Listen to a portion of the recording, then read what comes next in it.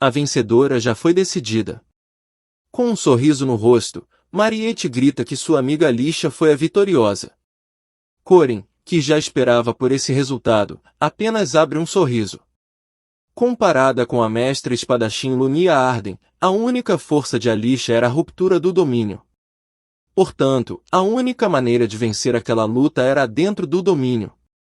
Foi por isso que Corin instruiu Alicia a se concentrar em esquivar, escapar e ganhar tempo, explorando os hábitos e padrões conhecidos de Lunia que ele já havia visto em sua vida passada, e assim garantir uma oportunidade de vitória em uma batalha de domínio.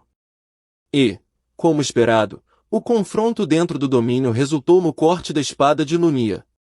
Ainda sem acreditar e com lágrimas nos olhos, Alicia fica se perguntando se realmente foi a vencedora. Ela enfim conseguiu alcançar a irmã, que agora de pé, diz que seu próprio desempenho não foi muito bom, e que, a partir daquele momento, nem ela nem suas subordinadas irão interferir nos trabalhos de Alicia, e se retira. Alicia grita para que sua irmã espere.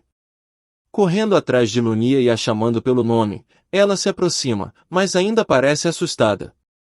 A menina que obviamente era mais fraca derrotou a mestra do pavilhão, Lunia. É compreensível que ela tenha medo dos olhares que Lunia receberá, bem como da atitude de Lunia ao virar as costas para a irmã. Mas é uma preocupação sem sentido. Colocando a mão sobre a cabeça de sua irmã mais nova, Lunia a acaricia. Lunia Arden, a primeira vez que o protagonista a conheceu em sua vida passada foi antes mesmo do incidente com Mariette acontecer. Corin se lembra de ter ficado um pouco surpreso, porque se conheceram muito mais cedo do que na vida passada. E antes, o tempo todo, Lunia procurou pelo assassino de Alicia. Lembrando que, na vida passada do protagonista, Alicia foi morta bem no começo. Mas Lunia nunca encontrou o culpado. Mesmo no terceiro aniversário da morte de Alicia, Lunia continuava sua busca. Em uma das tentativas de falar sobre o assunto com Lunia, Corin perguntou se ela vinha orar no túmulo da irmã todos os anos, pois ele acreditava que Lunia odiava a irmã. Lunia respondeu que sim, odiava, e só a via como preguiçosa, leviana e irritantemente grudenta. Mas, além dela, não havia ninguém que pudesse aliviar a amargura que ela sentia. Lunia nunca deu as costas para Alicia. Se algo acontecesse e Alicia assumisse a liderança, Lunia a apoiaria silenciosamente, sorrindo. E Corin se lembra, Lunia Arden é esse tipo de pessoa. Com um olhar de afeto, Lunia olha para sua irmã e diz que ela cresceu muito. Alicia, com lágrimas nos olhos, não se aguenta. Enfim, sente-se próxima da irmã. Lunia Arden foi derrotada. Dificuldade, D+. Recompensas, aumento da classificação da aura de médio-baixo para médio, quantidade de aura mais 600, 40 pontos igualmente distribuídos, e ruptura de domínio adquirida. De volta aos aposentos, a menina diz ter medo de lutar, mas existe uma parte dentro dela que ainda luta com um sorriso. Foi por isso que sempre evitou brigas, porque não parecia ser ela mesma. Ela teve medo até de enfrentar a irmã mais velha. Foi quando passou a fingir ser menos séria nos treinamentos e buscava somente tarefas simples. Ela diz que já venceu a batalha e se tornará oficialmente uma herdeira dos Arden. Lunia e seus seguidores ficarão de olho nela, e Alicia acredita que, depois disso, seu laço com a irmã será completamente cortado. Corin, todo calmo como sempre, responde que não irá ser cortado. Pode ser que fique mais distante e o relacionamento das duas fique estranho, mas relacionamento não é algo que se rompe assim tão facilmente, já que, no final das contas, elas ainda são irmãs. E, se lembrando de sua infância, onde ele apanhava dos valentões da escola, ele diz que Alicia fez um excelente trabalho, e que mesmo apanhando, o que o deixava com raiva não era a dor física, mas a raiva de si mesmo por nunca se defender. E diz que Alicia é muito mais forte do que a criança fraca que ele foi, e que ela possa sempre se orgulhar de si mesma. Alicia diz que Corin é uma pessoa esquisita. Mesmo eles tendo a mesma idade, o garoto continua agindo de forma tão madura. Corin pergunta se ele parece ser tão velho assim. A menina responde que sim, e parece que Corin já passou por todo tipo de dificuldade. Bom, afinal isso é verdade. Até porque Corin viveu 14 anos a mais que Alicia, e, se incluir tudo, no total, Corin tem experiência de quase 50 anos. Alicia agradece a Corin pelo incidente de hoje e também pela ajuda na floresta. Corin não entende, e Alicia conclui afirmando que, naquele dia na floresta, quem a salvou foi ele. Corin pergunta se ela sempre soube. A menina, com uma cara de inteligente, diz que a voz do MC, o sentimento e seu senso de adivinhação tornaram tudo fácil. E como agora ela já sabe, não há por que Corin esconder, então ele confirma que sim. A menina diz estar muito grata a ele e afirma que, se houver algo que ele queira, pode pedir a ela, que ela irá ajudar. Então Corin pede apenas para que sejam amigos. A menina se surpreende com o pedido, mas logo em seguida aceita com gratidão e diz que nunca teve um companheiro antes. Por isso, acredita que será bom ter um amigo homem. E assim, com dois lindos sorrisos, a amizade entre os dois está formada. As punições aguardam os de mau coração, enquanto um futuro brilhante aguarda os de bom coração, e é por isso que Corin espera que haja escolhas melhores para todas as crianças do futuro. Em outro salão, Isabelle Carmen está escondida, espiando. Ela está com uma preocupação inquietante, sua preocupação é com Mariette. Ela percebe, de longe, que a garota tem muitos pretendentes. Um deles até lhe oferece uma bolsa de sangue, dizendo representar seus sentimentos. Mas, é claro, a menina fica surpresa e recusa, dizendo que já está recebendo sangue da professora Josefine regularmente. De longe, Isabelle percebe que esse tipo de abordagem deixa sua amiga desconfortável, e atitudes assim vêm acontecendo diariamente. Porém, o que realmente a preocupa é Corin. O rapaz chega de surpresa chamando Mariette. A garota se assusta com a chegada repentina do MC, mas logo fica toda vermelha ao notar o protagonista. É claro que Isabelle percebeu que Corin tem estado muito próximo de sua amiga ultimamente. Ele é um cavaleiro briguento de 5º rank, e, mais importante, conseguiu se defender da mestra espadachim Lumia Arden, o que significa que ele é de fato talentoso. Mas o que a incomoda é que Corin e Mariette vão a uma sala reservada e trancam a porta toda vez. Quando Isabelle tenta espiar, fica imaginando se coisas erradas estão acontecendo, se é que vocês me entendem. Escutando a conversa dos dois, Corin sugere que, sobre o terreno que eles adquiriram ao registrar o dojo, e que está em construção após ser danificado, ele pensou em construir uma pousada, garantindo no mínimo o triplo do valor de lucro. Ainda escutando atrás da porta, Isabelle se pergunta se Corin está ali apenas para fazer negócios com sua amiga. Agora, já em outro ambiente, Corin chega à sala de treinamento onde Alicia está. A menina pergunta se o protagonista irá treinar naquela manhã, e o garoto responde que sim, afinal, exercitar-se um pouco faz bem. E acima de ambos está Isabelle, que segue espiando Corin e todos os seus movimentos. Vendo que Corin está junto de uma garota, percebe que se trata de Alicia, a segunda filha da família Arden. Corin entrega um vale-refeição à garota, que fica feliz, pois, ao que parece, é um vale do Senhor do Panda, conhecido como o restaurante mais deslumbrante. Vendo isso, Isabelle fica irritada, pois o restaurante Senhor do Panda é um lugar para encontros. Então ela já deduz que Corin está querendo tirar proveito de Alicia depois de seduzir Mariette. Com raiva, ela não percebe onde pisa e acaba caindo. Corin e Alicia, felizmente, não percebem Isabelle caída no chão, que agora está furiosa. Para ela, Corin está sendo um belo de um aproveitador. No restaurante, Corin agora está junto da freira, perguntando o que ela achou da refeição. A menina apenas responde que sim. Corin aproveita e pergunta se a freira tem dinheiro, ele está pensando em um investimento. A garota apenas responde para que Corin faça o que quiser. Ainda espiando, Isabelle percebe que já são 3 garotas que Corin está perseguindo, e então ela dá seu veredito: Corin não passa de um golpista. Custos do registro da empresa, custos de renovação do dojo, custo de contratação de mercenários, serviços fiscais, etc.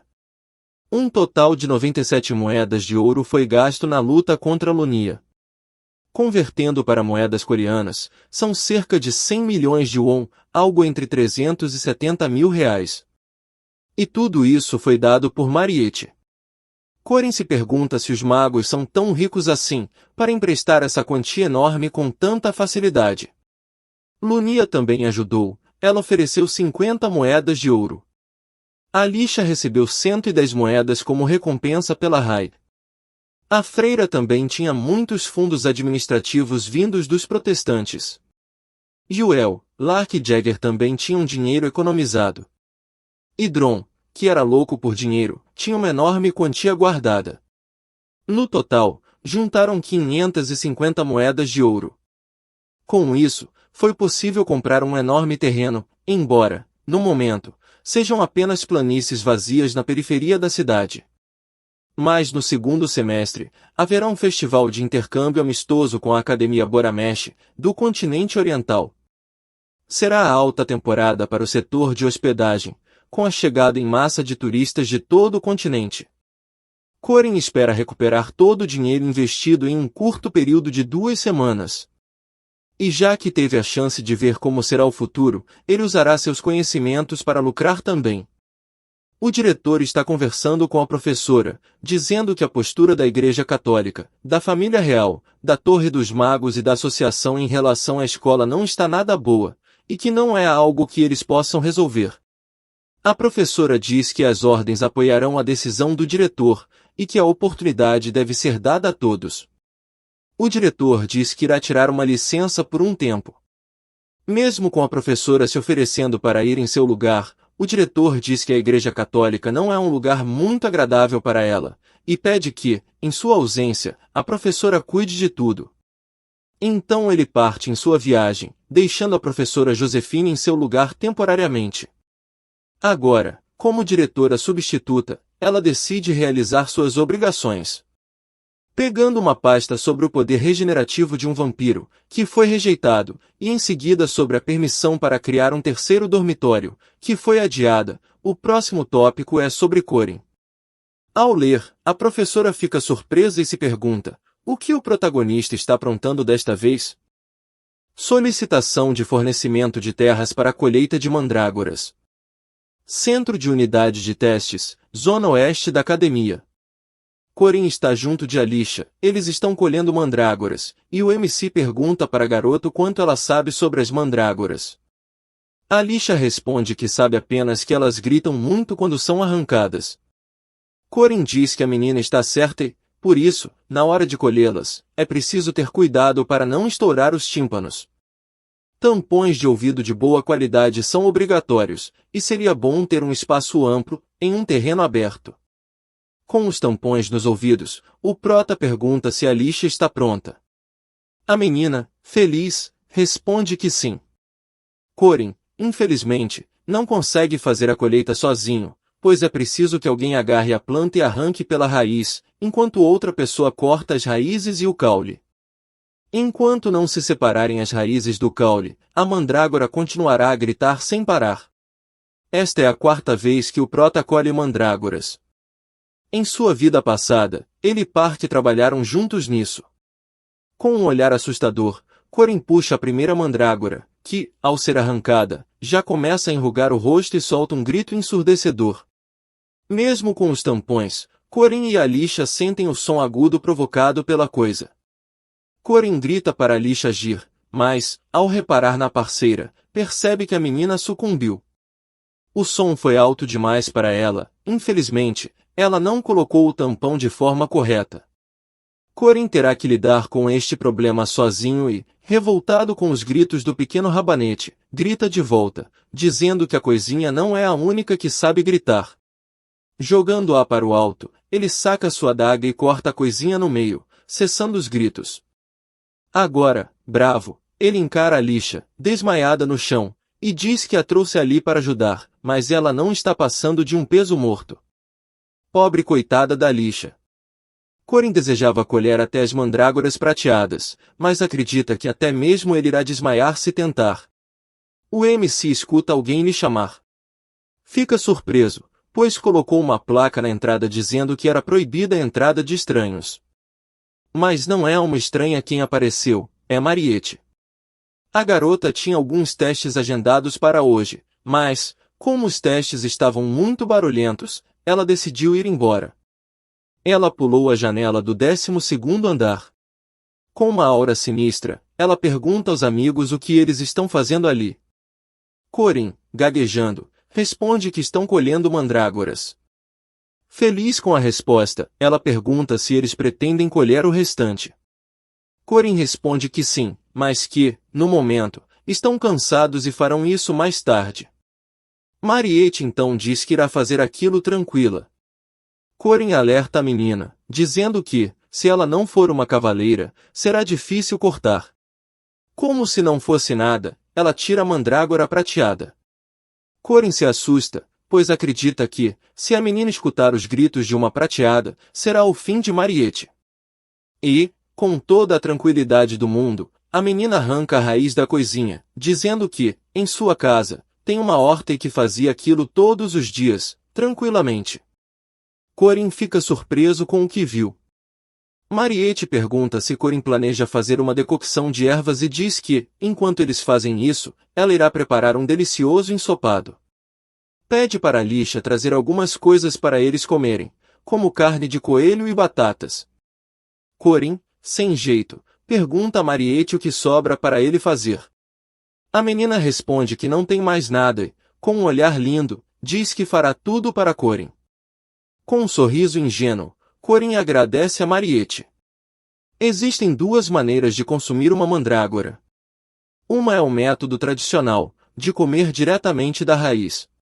Ainda assim, a maneira mais eficaz de consumir é fazer uma decocção de ervas, onde se adicionam raízes de junco, videira prateada, raízes de videira matrimonial chinesa, chifre de veado e até 28 ingredientes, e então ferver por 10 horas.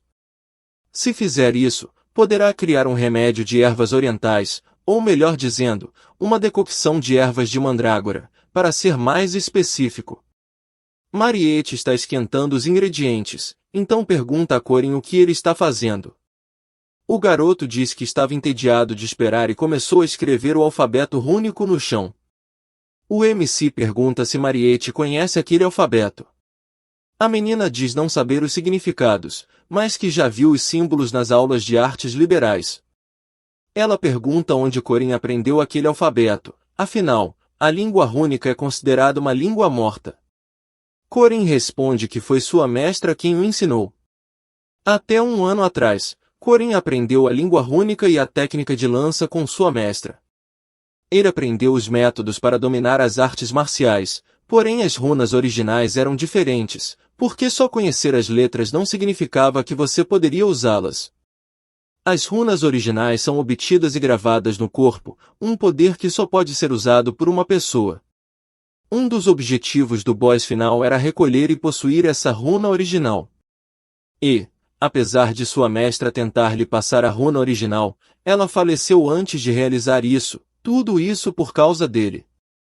Mariette pergunta a Corin quem é sua mestra, e se ela sabe runas, ela deve ser membro da Torre dos Magos.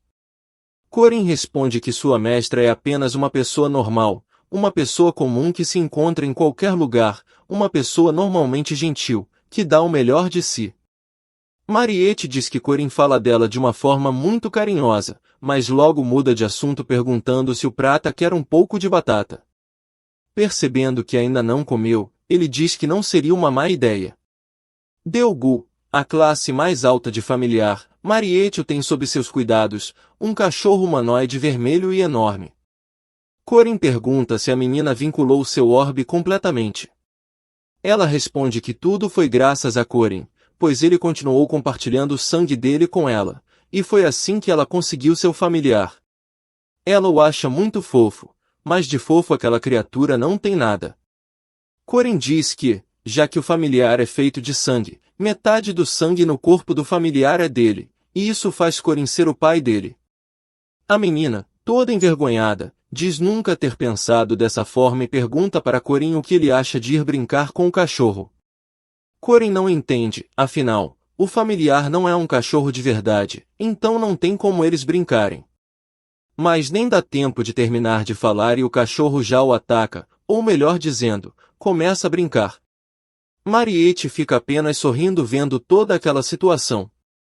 Um cachorro vampiro de 1 ano de idade era mais agitado do que Corin poderia imaginar. Corin brincou com ele até sua energia se esgotar. Ensopado pronto, Corin experimenta uma pequena tigela do ensopado. Alicia, vendo seu amigo todo machucado, pergunta o que aconteceu. Mariette responde que é porque Corin brincou com Delgu, mas Alicia não faz ideia do que é um Delgu. Ao beber o ensopado, uma mensagem de status chega, sua capacidade de recuperação de mana aumentou bastante, e sua quantidade máxima de mana aumentou em 1300. Agora sim o protagonista tem estatísticas dignas de respeito. Corin olha para suas amigas e diz que elas devem tomar um pouco também. Porém, beber mais de uma vez não aumentará o efeito, afinal, por mais forte que seja a erva mandrágora, o efeito só se aplica uma vez. Então, o protagonista planeja, depois que Mariette e Alicia beberem, dar para Lark e Uel.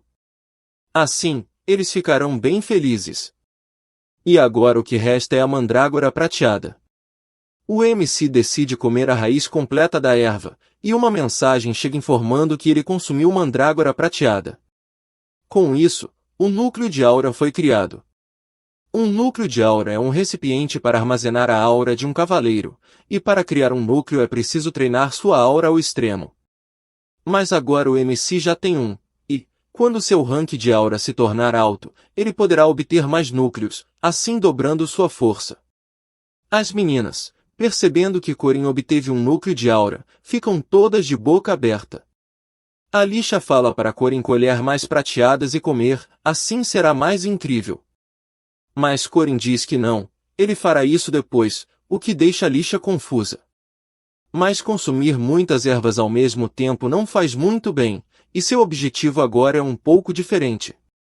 Em uma sala escura, algumas pessoas estão discutindo sobre o nosso protagonista, um cavaleiro de 5º rank, e que este rank precisa ser reavaliado. Algumas pessoas parecem ainda não conhecer Corin e dizem que reavaliar um aluno do 5º rank é totalmente desnecessário. Mas então, aqueles que conhecem nosso protagonista tratam de apresentar seus feitos, como de lutar com Lunia Arden. Ainda assim, muitos continuam sem acreditar na força do Protein e dizem que Lunia pegou leve com ele. Mas um dos presentes faz uma pergunta a todos os professores, todos ali conhecendo Lunia: alguém acredita que aquela menina pegaria leve com alguém? Independente se adulto ou criança, fraco ou forte, ela sempre vai com tudo. Uma professora diz que se basear apenas nisso para reavaliar o rank do garoto é muito pouco e que, enquanto não houver resultados de acordo com os regulamentos, eles não poderão reconhecer um aumento. Então eles decidem deixar a avaliação de rank oficial para a associação. Amen diz que bastaria reavaliar sob o pretexto da emissão de um certificado de guardião oficial. Porém, eles terão que lidar com o cronograma acadêmico do aluno e o professor responsável terá que sair. Então, sugerem que o professor que tocou no assunto seja o responsável por isso e perguntam ao professor Amen se está tudo bem. Mas parece que isso tudo faz parte dos planos de Amen.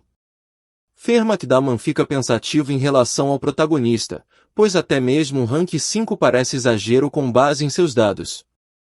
Mas seu duelo com Lunia foi inegavelmente impressionante, e aquela técnica de lanças, não importa como ele olhe, aquela técnica era a técnica daquela pessoa. Com isso, ele acredita que há necessidade de medi-lo novamente. No dia seguinte, Alicia entra na sala de aula chamando por Corin. Como eles terão a mesma aula, a garota se senta ao lado de seu amigo. Mas Corin diz que aquele lugar é do loirinho. Alicia, ao ver o rapaz, fica com medo, e quando decide sair, o loirinho pula para a fileira da frente e diz que Alicia pode ficar ali. Ela acha o loirinho gentil, mas ao se sentar ele encara Corin com uma cara de bravo. Corin diz que ele não tem nada a ver com a situação. Mas o que o loirinho está bravo é que a pessoa mais famosa da academia, a veterana das batatas, a garota super fofinha da tribo demoníaca, e agora até mesmo a neta do Imperador da Espada, estão todas com Corrin. Ele assume estar com inveja de Corrin. Parece que ele está vivendo a vida de um protagonista de um jogo. E ele sente que os assentos ao seu lado parecem estar sempre frios e vazios. Coitado do rapaz. Fermakdaman chega à sala e, empolgado, diz para começarem a aula, pedindo para que todos fiquem em seus lugares. Ele se direciona à bancada, dizendo que, como informado na aula passada, eles estarão começando hoje um trabalho em equipe. Alguns alunos murmuram, dizendo odiar trabalhos em equipe, e percebendo isso o professor diz para eles tirarem aquela cara do rosto, pois isso será bem útil para eles. Ele começa a explicar como será a atividade, já que eles estão na faculdade de cavaleiros, não será atribuído atividades difíceis de matemática ou como cultivação e plantação mágica, como os professores da faculdade de magia fariam. Estalando os dedos, sua magia de papel é ativada. Ele pede para que todos reparem nos papéis. E diz que o tema deste trabalho em grupo será a técnica de lanças. Corrin fica surpreso com a aula, e Alicia diz que, para ele, vai ser fácil, já que é a técnica que ele usa. Em seus pensamentos, Corrin lembra que, na sua vida passada, a aula tinha sido sobre boxe. Afinal, Fermakdaman é um boxeador. Ele também é um cavaleiro de rank 1, da Academia Verkut do Norte, famosa pela magia rúnica gravada em suas manoplas. E que ele começara a dar aula de lanças do nada. Corrin conclui que o professor é bem astuto e perspicaz, ele está claramente tentando testar o protagonista,